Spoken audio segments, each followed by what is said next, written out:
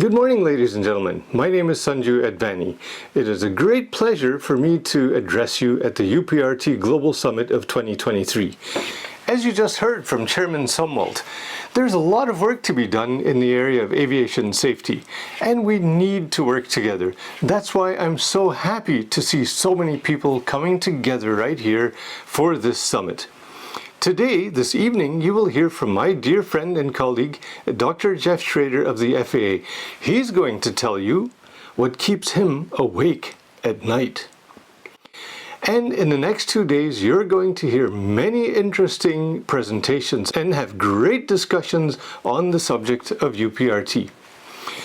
It takes creativity, it takes hard work to change the world, especially in the area of conservative aviation regulations. It's like trying to put an elephant inside a fridge. You can't just open the door, put the elephant in, and close the door. It's not that easy. You're either going to need a smaller elephant or a much bigger fridge, right? And so I want to take you on the journey of what challenges it took to create UPRT.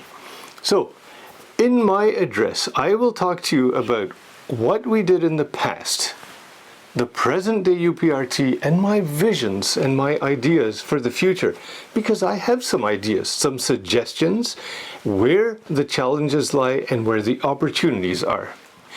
You know, after forming the ICATI working group in 2009, I needed someone to help with two things.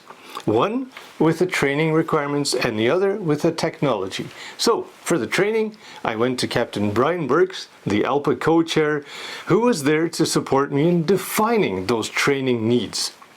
Secondly, I was able to turn to my friend, Dr. Jeff Schrader, the FAA's Chief Scientific and Technical Advisor for Flight Simulation Systems, and he led the Research and Technology Group of ICATI.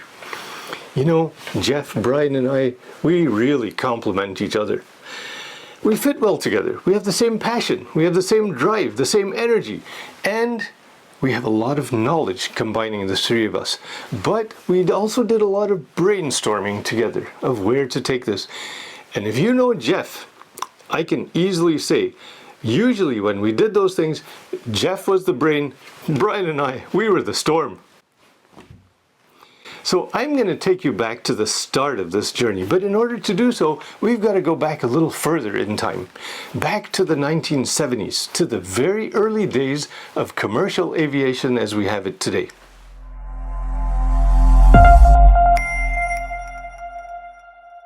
In the 1970s, aviation grew rapidly, making it possible for people to travel all over the world to places like this. The pilot was an aviation enthusiast, synonymous with aviator, and many airline pilots would spend their free time flying for fun, improving their skills, because aviation was a profession of passion. This is also where I came in. I loved airplanes since I could walk. I grew up a model aviation enthusiast, a private pilot, and finally, an aerospace engineer. I was devoted to flying, and as you can see, aviation was somehow always really in my blood. As aviation opened up to the masses, the industry also changed. The ex-military airline pilots were retiring. Airplanes were becoming more complex, automation was increasing, and manual skills were less frequently needed. And yes, automation improved safety. However, safety itself was now being rewritten, not by the engineers, but by the bean counters, all because the public wanted to fly as often as possible for as cheap as possible. Wherever there's a problem and there's an engineer, there's a solution. And like we know, aviation benefits from technology. The safety has really been enhanced thanks to many technological innovations, and economics and safety and technology go hand in hand. Throughout time, accidents and incident statistics have kept improving, kept going down, except in one area that's been standing out more and more. And over time, it's not the technical issues like engines going boom or systems just simply failing. It's not the engineering side, but it's the pilot losing control over perfectly good airplanes. You know, that's pretty easy. Just blame the pilot. But the pilot is simply part of our system. I wasn't going to buy that. No way. I wanted to see a fundamental change, and that's why we needed to change the system of training, which UPRT is really aiming to do. This didn't just happen. There was a perfect storm of events. Let me tell you from my perspective how it all came to be. In 1998, I completed my PhD here at the Delft University of Technology, where I also led the creation of this Simona research simulator. It's powered by a high bandwidth motion system, which drives a lightweight all-composite structure on top. The purpose of this is to investigate the interaction between the pilot and the vehicle, particularly during manual flight operations. We also use the simulator as a tool to investigate the improvement of mathematical models, including stall behavior, and to look at how accurately can we represent a stall in a simulated environment. The general purpose of this institute is really to look at how can we make simulators better for their intended purpose. The simulator is the centerpiece of the Simona Institute, which formed partnerships with academia and industry, including the Boeing company. And in 1997, we brought one of Boeing's top engineers, Tony Lambrechts, here on a one-year sabbatical. Formerly a Delft graduate, Tony had spent his career developing many flight control technologies that Boeing still uses today. And in 2008, after joining the FAA, Tony and three of his colleagues wrote a paper entitled Airplane Upsets, Old Problem, New Issues. It gave an overwhelming review of upset-related accidents, pointing to the causal factors as well. And to my surprise, aerodynamic stall was a significant factor. Tony has long since retired, but recently he told me the conclusions of his work over the phone. Here's Tony. We found 74 accidents, including 3,241 fatalities. Major areas of concern are 27 stall accidents, 20 accidents with ice-contaminated airfoils, and 8 spatial disorientation accidents. 10 accidents were exacerbated by faulty pilot recovery technique. These areas appear promising for accident prevention. Tony's paper was a solid plea to the industry to change the status quo. You know that technological innovations were positively improving safety in all areas, but it was now time to solve the one remaining area. We needed to somehow help the pilot from losing the connection and control over the airplane. We needed to fix that final safety net, the pilot. So remember, it was now 2008. I had just been nominated to the Flight Simulation Group of the Royal Aeronautical Society. One of the first things they asked me to do was to organize and to chair a conference. I suggested upsets, loss of control, edge of the envelope as the themes. The looks that I got were something like this. Loss of control, you're out of control, they told me. CFIT, automation, all of these other things, that's where we should be focusing on. I was persistent. And I kept convincing them, and finally we did it. The conference was announced. But there was a real storm of unexpected events that was brewing. When we received the first submissions, early that year in 2009, Colgan Air at the same time fell out of the sky, stalling and crashing near Buffalo, New York. Just a few weeks later, Turkish Airlines 1951, a 737, crashed very close to where I am right now, at Amsterdam Airport. And just as I arrived in London the night before the conference, my dear wife sent this text message to me, stating that an Air France airplane had been lost. Now, can you imagine the somber atmosphere at the opening of the conference the next day?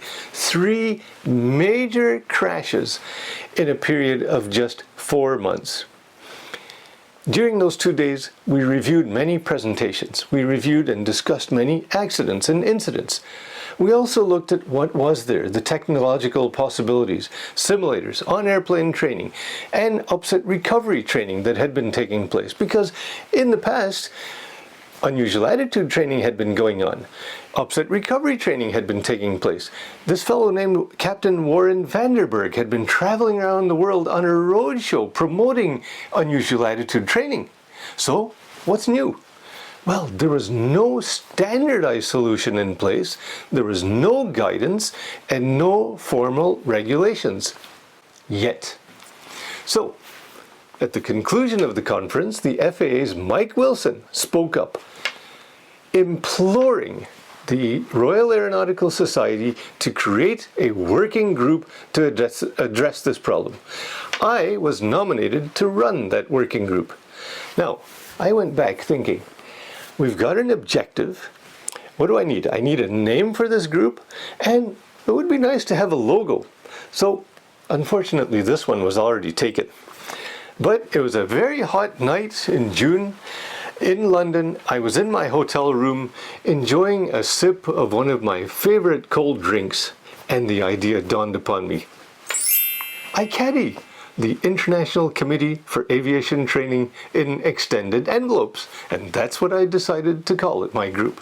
So, in a few weeks, I came up with a draft master plan, and I had the very good fortune of having Gordon Woolley and Peter Tharp support me throughout the years on the steering committee.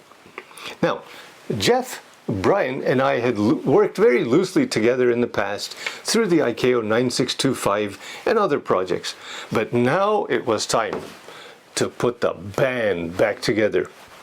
We were on a mission from God. So in January 2010, we took our mission to the Air Navigation Committee of ICAO in Montreal. And we received unanimous support from all the members who were present that day to develop the basic requirements for UPRT. ICATI needed to collaborate in order to figure out how to build UPRT. We discussed the requirements in London. We saw advanced simulators like this one at the FAA, participated in on-airplane training, and we heard the OEM perspectives and from simulator manufacturers. We took our band to ICAO in Montreal multiple times. It was a massive investment in time and money from the 40-odd companies that participated. And you may even notice that some of the team were always there and others, well, occasionally. You know, working with a volunteer committee is really challenging. Volunteers come and go as they wish. You know, and as a chairman, you feel like you're pushing a wheelbarrow of frogs up the hill. They hop on and they hop off. Or to put it into the more English context, something like this, the hop-on, hop-off buses that you see in London.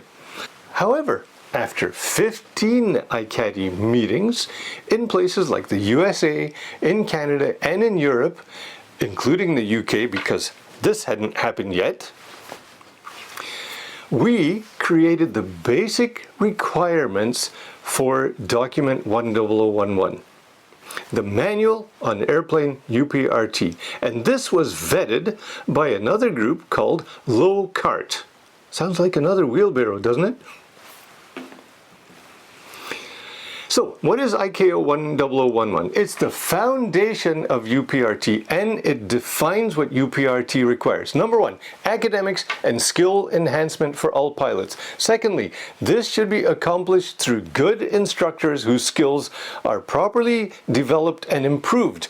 Skills must be taught in simulators and taught properly, because we know no simulator is perfect and never will be. And it must be proficiency based, which brings me to the most important part of 10011 and UPRT. It is simply not a check box. Those were the challenges of getting the job done, and believe me, it was a lot of work. So to Brian, Jeff, and all the other ICATI members here in the audience, thank you for staying on board that wheelbarrow of frogs.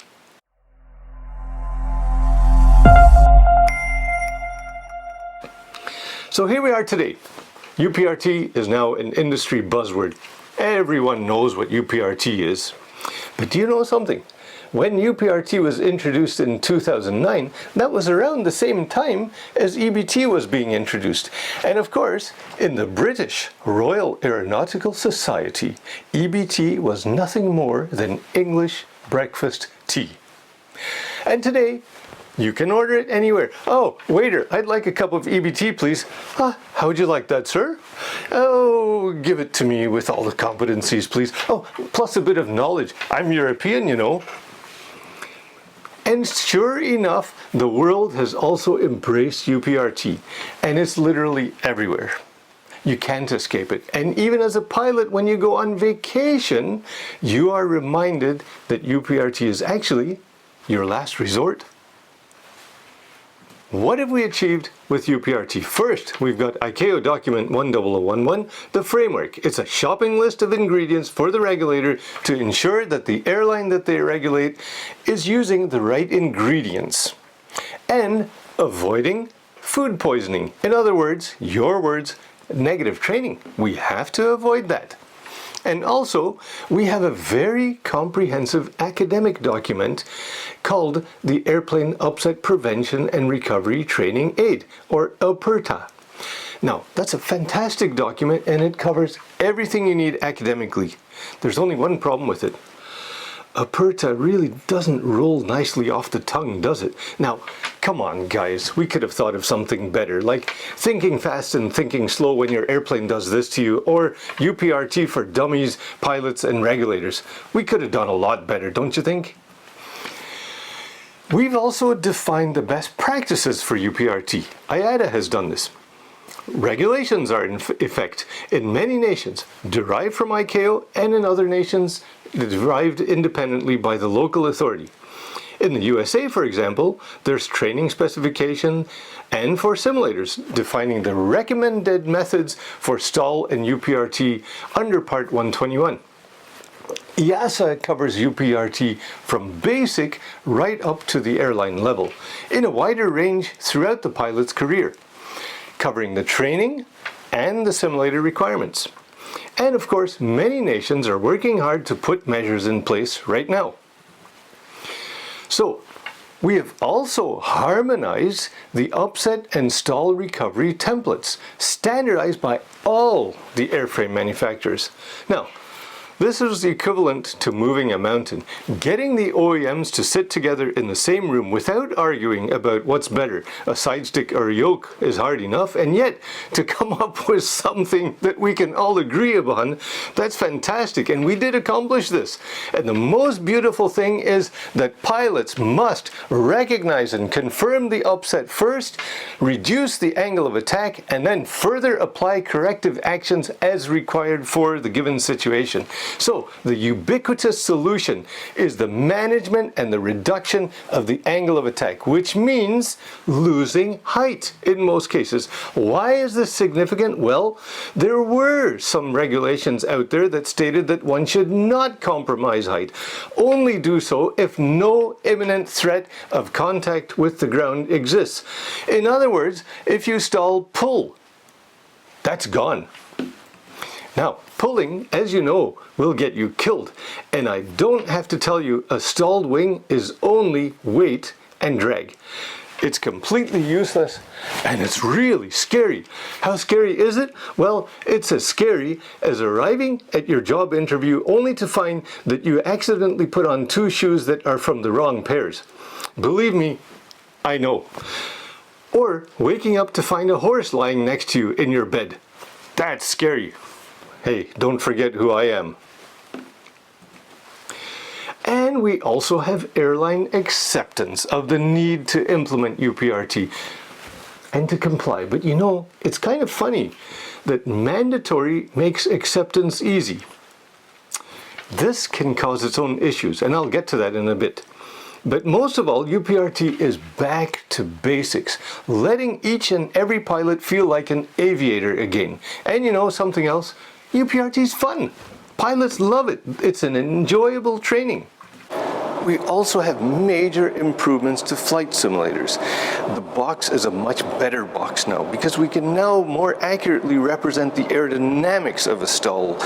The icing effects, we can represent the roll-off of a wing during a stall if that applies. And of course, better motion buffet. And we can provide better feedback to the instructor when the simulator is out of bounds. And All of this is very important to the subject of UPRT, and it's really, for simulator engineers, a dream come true. And as you know, I love simulators. And now I'm going to tell you where we fall short on UPRT today. The clue lies in the last letter, T, for training. Simply put, training means acquiring and maintaining the right tools to recognize a potential loss of control threat and resolve it as early as possible, as effectively as possible, and as safely as possible. Learning these skills, like all education, takes a properly qualified teacher, the instructor. But can we simply rely on any airline instructor for these maybe long forgotten skills? To answer this, let's look at how we instruct professional pilots on their knowledge and their skills. You could call this the manual flying skills paradox. Suppose a young gal or lad wants to become a pilot. He or she will first undergo training at a flight school taught by an instructor who really knows that single-engine propeller airplane, developing the basic skills. Then, the young pilot moves to the airline, learning the ropes of complex operations and graduating to either turboprops or the bigger jets. This training is done by a qualified instructor. But, going back to my earlier discussion, all training is under pressure. There's little time for basic skills, which, by the way, it's assumed that the young pilot already has. And regulators want you to cover so many subjects, making it really tough to keep up those skills, which, by the way, we use less and less, thanks to better airplane technologies. So, what we see happening to the manual flying skills after entering the airline looks something like this. They start to go downhill. And to top it off, the airline instructor is selected here, not necessarily because he's an aviator. He is tasked with teaching all the skills and knowledge. No, we're not talking about the flight school instructor, who's really a bit of an aviator still, but the airline instructor. UPRT aims to raise and maintain those forgotten skills. Here's the problem. Instructors giving UPRT need additional training specific to this domain because typically those basic skills are forgotten over time. And also, while a modern jet can also enter a stall, its behavior will be different from the training airplane where the pilot has performed stalls and can be outright scary. And even if you're nose down, first, solving the stall and leveling the wings might require you to push. Upset out control, unload, roll, power. So, we need to develop counterintuitive skills in your pilots. And instructors also need to understand simulators, what they're capable of, and their limitations, even if they are upgraded. The importance of the instructor getting it right is profound. The risk of getting it wrong is deadly. I think the biggest challenge, therefore, is making sure that we do not simply meet compliance, and we really need to rethink this. Regulations typically define what you need to comply. Being compliant is not the same as being safe. Being safe means putting your resources into the right place at the right time. And in the end, prevention and recovery need to be bulletproof. Let me illustrate. On January 9, 2021, a Boeing 737-500 operating as Sriwijaya Air Flight 182 departed Jakarta en route to Pontianak. When leveling off at flight level 110, the autothrottle attempted to reduce thrust to maintain the selected speed. The autothrottle system command was unable to move the right thrust lever due to friction or binding within the mechanism. Maintenance records showed that this autothrottle problem had been reported 65 times since 2013 and the problem unsolved. Because the right thrust lever was jammed in a high thrust setting, the left thrust lever was reduced to almost idle thrust by the autothrottle system, resulting in an asymmetric thrust condition. When the autopilot was disengaged, the ailerons neutralized, and the large thrust asymmetry caused the aircraft to roll abruptly to the left, entering an upset. The pilot was unable to recover. All 62 persons on board were killed. The final report also suggests that inadequate UPRT had been provided to the pilots. How incredibly sad. This video was provided to IDT by the NTSC of Indonesia under strict conditions. And you know, since this accident, the airlines and the government of Indonesia have wholeheartedly started working together to address UPRT in a very comprehensive manner. But yet it took a tragic and unnecessary accident to cause this change. So we need to start asking ourselves, where have we been going wrong in our system? We can't simply get away with blaming the pilot. Those days are long gone. And while I completely agree that ultimately improving simulators to more accurately represent stalls and other phenomena is really necessary, this notion introduces another problem in the meantime: time and money. And it also requires changing the system of implementation and inspection. It's what we miss in the meantime that keeps me awake at night. Sriwijaya, Asiana 214, Air France, and every other loss of control accident have begged industry to first and foremost improve one thing: basic manual flying skills. So why are so many operators around the world still hesitating to get started with training these basic skills, which are the foundation of good UPRT? In other words, why are some of us stalling with UPRT introduction? Something is causing a lot of drag. Are we losing control here? In certain cases, operators are waiting for their authorities to mandate UPRT. Now, there's no reason to wait when training basic manual skills. Come on! This is a pilot's main job responsibility. Remember, if you do nothing and you have an incident, the authority is not going to take that responsibility.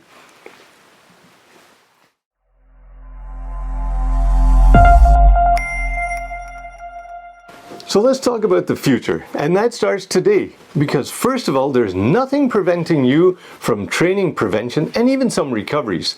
That's the first critical part of UPRT.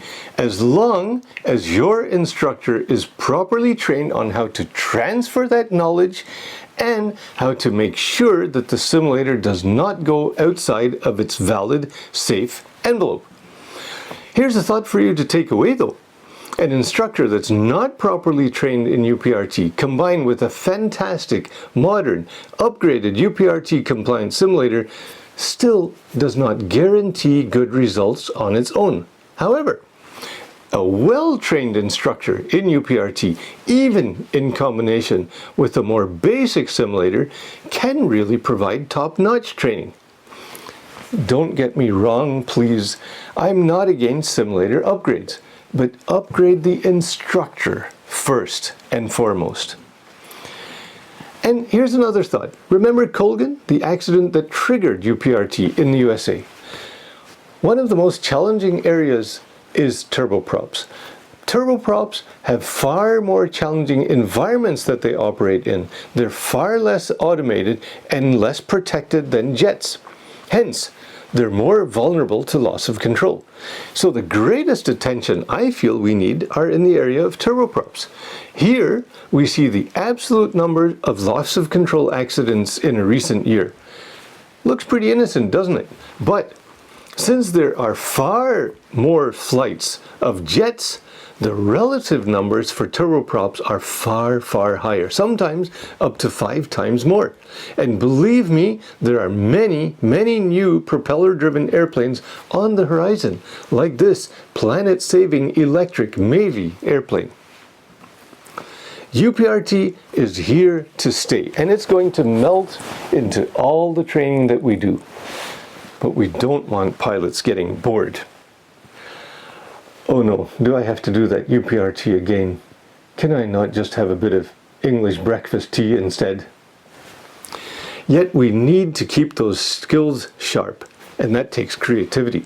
So once you've done the initial training, it's time to start incorporating exciting, challenging, and relevant UPRT exercises. This is not about ticking boxes. Boxes are for shoe stores. Keep them there. They're not for your training department. And as a training department, it's your responsibility and the opportunity to create exciting, training-rich, and unforgettable experiences, and why not fun manual training exercises.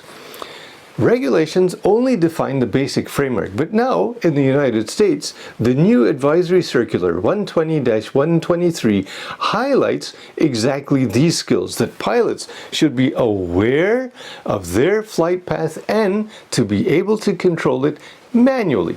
Hence, UPRT and manual flying go hand in hand. Therefore, authorities and operators can, should, and must work together to rapidly introduce UPRT because it's a safety-enhancing training. There's no need to wait. So, finally, my suggestions to the NAs: educate your airlines that regulations are simply a minimum standard. We must always try to do better.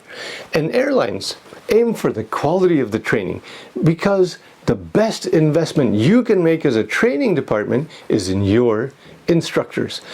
Finally, if I can assist you, feel free to reach out to me.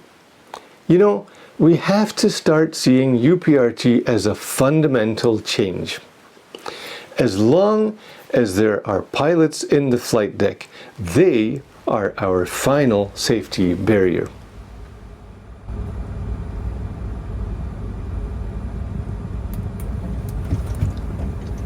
Ladies and gentlemen, the future of UPRT is still in our hands.